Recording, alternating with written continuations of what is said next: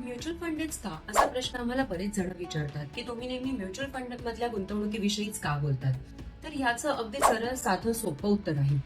बघा, सध्या आपल्याकडचा जो महागाईचा दर चालू आहे तो साधारण 6-6.5% आणि जर तुम्ही बँकेमध्ये किंवा अगदी कोऑपरेटिव्ह बँकेमध्ये पतपेढीमध्ये एफडी करत असाल तरी ती तुम्हाला 7-7.5% मिळते, फार फार तर 8%. मात्र त्या गोष्टीमध्ये लॉक इन पिरियड सुद्धा मोठा असतो,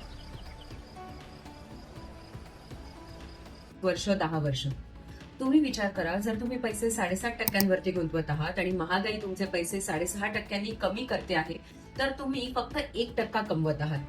मात्र हेच पैसे जर तुम्ही म्युच्युअल फंड मध्ये गुंतवलेत आणि जर तुम्हाला 9-10%, 11% आणि थोडी जर आपण अग्रेसिव्ह कॅटेगरीच्या स्कीम मध्ये गेलो तर 12 ते 14% तुम्हाला वार्षिक परतावा मिळू शकतो.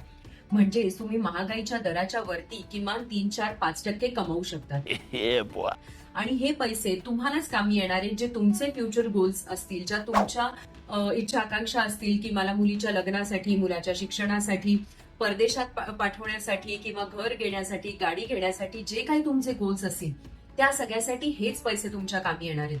त्यामुळे जेव्हा आपण पैसे गुंतवतो तेव्हा आपण कोणत्या इन्स्ट्रुमेंटमध्ये गुंतवतो आहोत, कुठे गुंतवतो आहोत, ह्याच्यातून आपल्याला महागाईच्या दरापेक्षा जास्त परतावा मिळू शकतो की नाही, या सगळ्या गोष्टी लक्षात घेऊन मग गुंतवणूक करावी असं आम्ही नेहमी सांगत असतो.